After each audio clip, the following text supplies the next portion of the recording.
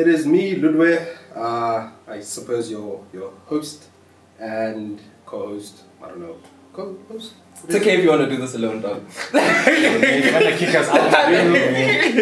But yeah, man, it's Ludwig and just chatting with the gents, school fees, and that's what we're doing. Oh, it's my turn now. Hi, look at the camera. Hi, I am Tulani, co-host of the School Fees podcast. And you? Oh, I thought you were going to introduce me there. That's okay. Everyone, my name is Daryl. I'm also part of the co-hosts of the School Fees podcast. And yeah, we just want to welcome everyone to the show. We're really excited. We're going to have a great time today. And yeah, I hope you all really enjoy it. And without further ado, I'd like to introduce our guest, or he can introduce himself. Okay. Tell us who you are. The man on the moment. I'm Steve. Hello. Can you please go with full name? Can we go full? Oh. Yeah!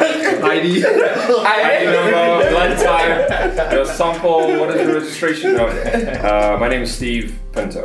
I am the CEO of New Reality and of Control Robotics.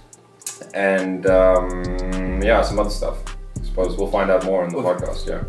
Actually, I was thinking about this. So number one, we need to thank you for Okay. the opportunity that you've given us to even record. Oh, yes, you're welcome. Yeah, we need to tell that he owns all this shit. So all of this is all him, and thank you very much for actually giving us that opportunity. You're welcome. To live out our dreams. And This is Zapcar Studios. It's a project between myself, Kagiso Rabada, and Cameron Scott. We wanted to make a platform where people could just make content and tell what they wanted to say. Just give them a platform to do so. So the studio is open. If anyone wants to come and record it and use it. We're obviously producing our own shows at Zapcast in the future, but the biggest barrier for people to try something is the access, right? You don't have it. So you may have had the dreams to be somebody making a show or to do something cool, or you have a story to tell, and you don't have all the gear is your first barrier, right? So we don't want that. We want people to be able to make content and just make local content. That's why it's ZA podcast, right? It's South African podcasts. I didn't actually think about oh shit! It just clicked. Yeah, it did now. It's an Easter egg. It's an Easter egg. Nigga, Zaps stood for. To be honest with you, I just thought it was quirky. I just thought it was like. legit did not think about that. Yeah, that's the vibe. I mean, South African content is hard to make, right? I've had a YouTube channel doing tech reviews. I've made and produced lots of different content. I've even done commercials and stuff. And content in South Africa is very difficult, right? Because you don't get the limelights like the Americans do or the Europeans do. You don't really have that opportunity to make cool content, and because of that, the cost to actually do it is a hindrance. So it's better for you to be able to use stuff that exists and leverage and just start to get your feet wet and build from there. And then, you can start to make great content. I think everyone's got the ability to make great content. They don't have the skills or the equipment or expertise. And that's why we got this place, and that's why we got this space for people to do that.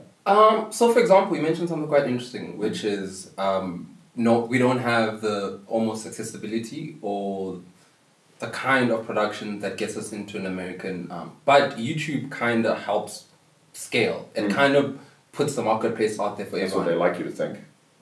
That was my next question, right? So why do you think 90% of popular shows on YouTube happen to be American and British? It's because that's the audience, right? Like YouTube is dominating in Western markets, right? And like, man, if you wanna know how much money is in a market or how big a market is, you just look at who pays taxes, right? Because that's the people who have money, obviously. In South Africa, it's like less than 10% of the population pays their taxes. So the audience is too small. But in America, it's like 92% because 92% of people have jobs. The unemployment rate is pretty low. It's completely low. And I mean, this is the problem with emerging markets, right? There is a market, but the market just doesn't have, it doesn't have buying power. And subsequently, it doesn't create corporations to invest in it. And the algorithms are built around the customers, right? Like obviously you would service your main customers first. So the American shows and the Western shows are catered to those markets, and subsequently that's where they could go. So the algorithm is set to show you content it thinks you want. Sure. I mean, do you guys have a YouTube account? Yeah. Okay, but do you have personal YouTube accounts? Yeah. Okay. Wait, what's the difference? So like a business YouTube account means you're running it like a business. A personal YouTube account is like you're watching content, right? Yeah. But We the have our algorithm surely should work the same, right? It doesn't. Okay, let's. Because the algorithm has factors, right, that's making decisions from. So it assumes what you're watching, but also based on whether you're a premium customer or a non-premium customer, is going to try and feed you other kinds of stuff because there's ads involved, right? Sure. So if you pay for a premium service and you have no ads, the algorithm is going to change the kinds of the content that you're seeing because you can't advertise to them. I've blocked that function because I paid for it. So the algorithm does change. That's why I asked if you have personal accounts. If you have a personal account, the algorithm starts to learn what you want on your account. If you just open an incognito window and hit YouTube, you'd be very weirded out by what you saw, right? And then they use the VPN, or they use your IP address to see where you are, and then they try to aggregate content that you might be relevant to. Sure. I mean, if you look at like the top 10 in South Africa YouTube, right? What is it? It's like Scheme Psalm episodes and Ulazu, and then there's like a Casper video, and oh, okay, cool. We're in South Africa, that's what we see. Yeah. But does that represent the 10% of the people that pay their taxes? No, but okay. So, Maybe not. Who knows? Wait, I wanted to actually go back because I feel like the Sorry. term algorithm, because Yeah. I see it on Instagram too, because I only have like Instagram, like there's always post, the algorithm has changed and X, Y, and Z. So first elaborate, what is the algorithm in layman terms? Well, I think Ludwig could probably explain what an algorithm is. But I'll let you. Okay. An algorithm is a program, right? It's a program of sequences that are preemptively making a decision, right? So the algorithm is there to take data, analyze the data, and then present an output. You can write an algorithm for anything, right? Even if you go on an Excel sheet and you write a formula, it's a form of an algorithm. It's just you get higher and deeper layers of that as you build out. But the algorithm is so closely tied to terms and conditions, right? Because if I know all of the details about you, right? I know your age, I know the kind of stuff you're into, I know that you're married or not married, you have kids, whatever. I can get all that data from Google and what it's tracking from you. Facebook as well. Even Apple knows all those details. I'm using that data with my terms of service to offer you something that you're consuming. So you have to accept the terms and conditions because the algorithm is so tied to their business model and to their terms of service and offering. So that's why these things exist, right? So when you think about how the algorithms are changing what you see, it's trying to give you the things that it thinks you want to see. Because there's so much stuff, there's so much content. Like on YouTube, for every minute there's like 100 hours or something stupid like that. So how do you find the stuff that you would like to see? How do you find those gems of videos and stuff that you want? I suppose it's trying to optimize for two things. One, viewership time, right? As well as... Because it's a business, right? Yeah. It's still a business at the end of the day. So it's trying to make users engaged. Because if users are engaged, they're going to watch ads, they're going to spend more time. I mean, you know what, guys? It's a very simple idea, right? We have 24 hours in a day. You sleep for 8 of them, right? So what have you got? You've got 16 hours of alive time. In 16 hours, you're going to spend 10 hours working. Cool. You got 6 hours of your time, right? In those 6 hours, what are you spending them on? So all kinds of stuff. How much of those 6 hours are you spending on social? Or how many hours a day do you spend on social media? Or on YouTube? Or on a platform of some sort that's online? One that's free. Always think about the one that's free. It's not really free. It's not free. When the product is free, you are the product. No, we'll get into more detail as that goes about, because I still want to talk about, like, for example, the algorithm. Right. So Netflix also has an algorithm. Yes, they do. But what I wanted to say about the time is, like, if I've got an hour a day that I've appropriated in my mind or through my calendar or my schedule to be online, whatever that is. You're trolling through Instagram, you're on Facebook, you're watching YouTube videos. You are fighting for minutes in that hour. So what you're doing is you're going to tweak your algorithm and your product and your serving so that I steal minutes from Facebook. Yeah. Or I steal minutes from Vimeo, in the case of YouTube, right? So that's how these algorithms are kind of set. Your algorithm is your business. Because the better you can engage your user, the more loyal user is going to come back to your platform, and it's going to spend more time there than you're at your competition. So, okay. So then, do people, when they actually producing content, produce something that caters towards algorithm, or you just hope that somehow whatever that you're producing blows up? Both. Well, doesn't that speak to authenticity though? Yes and no, but like, who's authentic in 2021 online? Nobody. Like, Instagram is a lie. We've all seen like Instagram models with green screens in their apartments pretending to be on the beach, right? We've all seen that kind of stuff. I've never seen that. But you never seen that? So you're clearly getting played. I clearly don't have. Buying these jeans. So the thing is like the persona that we portray online is not the persona we are in reality, right? That's just plain simple, because the world is oversaturated. So nobody wants to see the breakfast I made, right? But somebody wants to see the breakfast I made if it looks like something a 5-star chef did, right? Because there's just so much. If I'm going to give you a minute of my time to look at your picture, it better be a damn good picture, right? And then so you subconsciously are always going to try to improve your content. Then what you're going to try and do is you're going to try and reach an audience, because you want people to see all this hard work you put in. So you'll tag it and you'll tag other people and you put all the hashtags and you'll do everything that they tell you to do. Exactly. So to make the content more responsive. That's all data that's fed from the algorithm. The algorithm tells you how people respond to content and then gives you guidance on what you should change to get more intensity. So then what about like your influencers versus micro-influencers? Well, what's the difference between a micro-influencer and an influencer? It's just how long they've been in the game, right? And how big of their audience they have. Because influence is a number game, right? If you say something like Elon does, and then it changes the stock market, you have influence. Sure. You say something and nobody cares, you have no influence. So it's proportional to the number of people who care about what you're saying, what you're doing, and act on it. That's what influence is.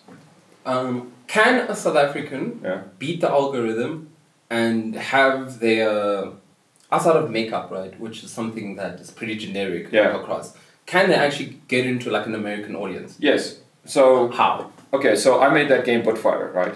And Putfighter is a perfect social experiment for how the algorithm doesn't work. In actual fact, Facebook blocked our account from putting a credit card on because they thought that we had somehow broken their system. Wait, you first have to explain. So okay, let's do this. I'm going to pull up the trailer and you'll understand what I mean. So what we did is we built a game. Is it still there though?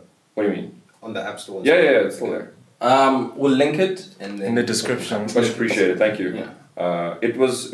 I'm not going to tell you the numbers because I'm not really allowed to, but it did really, really well in the numbers count. So this is the trailer. Square bracket, sounds of birds chirping peacefully, square bracket, algebra. Four ways, hardest and tittest part of the whole of Johannesburg. Like Jamie! Hardest and tittest oak in all of 4 ways. Hard oak. One night, out on the jaw with a new and very fine bit. I had to go and investigate whether an altercation had anything to do with me by dribbling all the oaks involved. To detective. Satisfied that it did not in fact have anything to do with input, I returned peacefully to the VIP section. All the V's, my brother, all the V's. Where I found my Bennett missing. Did you find her missing or was she missing? Did you find her? But who could have stolen her? Very good question, but all we know about him is that he was apparently handsome and also very ripped. I promise it wasn't me, brother. Which makes him an alpha male and a threat to my dominance. I oath it wasn't me, I was at home with you, brother. Calling upon my best China Mod C. That's me, brother. I will dedicate the rest of my life, for the whole weekend, Long weekend. to retrieving my stolen Bennett and restoring justice and order to 4 ways. There's more to Putfighter than you could ever have imagined, but way more, way more. So much more. Maybe even 3 or 4 ways more. See what you did there, brother. For example, there's a love story of a with himself. One man story. There's another love story of actual love. Heterosexual love. There's another love story of 2 bros who cement their friendship by cementing oaks in the face. It's a love triangle of violence, brother. Nightclubs, rugby stadiums, bars, gymnasiums, very busy traffic roads, and a ginormous inland rave with an ocean theme. Gentrification. What else? Explosions. Putfighter, official release date. TBC, subject to change. Terms and conditions apply. We reserve the right to change the release date at any time, but we are confident that it will be soon. Very soon. Putfighter, because Mooring Oaks is not a game. No, actually, it is a game. Except now, it actually is. Actually, a game. Right. Okay. So this trailer went viral, but like viral, and we never spent a cent on advertising, and we got probably like 2 to 3 million views on all platforms with all the Wait, content. okay. So, from the Observer, because obviously we just watched the video. You watched the trailer? Yeah. We just watched the trailer. Yeah. So, the trailer, how would you guys explain it? It's like Street Fighter. Yeah, so the premise of the game is in Double Dragon, So how the game started is that the voice actor Gordon Law is absolute gem of a person. He's such a good oak and such a good like character. He did most of the voices in the game, and he wrote a big chunk of it because he lives in Fourways, right? And he sees exactly what this happens. But him and Louis Dupassani was the animator and the producer on this, and he was like the brains behind most of this thing. What I did is I produced it, I helped fund it, and I also did some of the sound design work in the project. And I was involved in the arcades and doing the events and the promotions and when we actually launched it, and the legal stuff. So when we launched it, the game did really, really well. And the reason why it did really well is because we had built a lot of content around this initial story. So in Double Dragon, the game that was set in the 80s, right, which was where all of us had like started playing games. Well, no, not you guys. The guys who made the game. Okay. Yeah. So, well, I was born in '88. Louis from like 85, 86. So, like, we're all that kind of group. But in South Africa, we only got Double Dragon years later. So we only got it in like the early 90s. But the game was done in the 80s. And the premise of the game is retarded, right? So you start and you're in a nightclub, and then all of a sudden a guy rocks up in a Lamborghini and steals your girlfriend and just drives off. And for the rest of the game, you're now fighting everyone between you and him to get your girlfriend back. And just like, this is the stupidest thing ever. Sounds like my life. This could only work in Fourways. So they started, and they had a big ruckus and a joke about it, and then it evolved into this game, Butt Fighter. Hard Eddie is out on the Joel with this girl that he picked up on Tinder, and she just leaves, right? And he's like, he assumes, no, she must have been stolen, somebody's kidnapped her, and he goes on this whole journey to fight everyone across Joburg to find her. So he starts at this nightclub called Billy the Bums, that you know in Fourways. It's a nightclub. Yeah, so it's where you start, and then you go to the gym the next day, and along the way you have to travel on William Nickel, and you have to fight off all the zombies that are coming out of the casino. Because it's 6 a.m. And then you also have to dodge the taxis that are going to run you over on the way, and then you eventually have to get to a point where you bribe a cop to get past because there's a roadblock. Sounds right. Yeah. Then you get to the gym. South Africa, we have a different kind of coke. And then, so then, you kind of progress through that. Then you go to the gym and you fight everybody in the gym, and then you go to Parker's, then you fight in the Jolly Roger, and then you realize she's not there, she must be at the rugby because everyone's at the rugby. Then you go to Ellis Park and you fight in the parking lot, then you fight in the space, and then there's another hidden thing I'm not going to tell you about. But as you progress, right, the game goes through all these monuments in Johannesburg, and it pulls all these things that are relatable to everyone, right? There's in one scene you fight in the sewers, where you have to fight against Zuma, who's a mutated ninja turtle called Zumatello. But along the way, it's so cool, dude. As you're moving through, there's these tunnels, like these little like pipes, and it's just money that's flowing out. And then there's like SAA and Denel, and all the parastatals are there. So you make all this content that people can resonate and see and relate to. So when people started watching and commenting on the content, it became a viral piece because it was relatable to everyone that was in Joburg, and even in South Africa they could identify with it. So when we put out the videos, we never put spin, we never boosted it, we never posted it, we just went like, hey, we made this video and pushed. And it went nuts because people saw that content, it was relevant to them, they were excited by it, it was based in humor, it was based on things that they had seen. It was satire.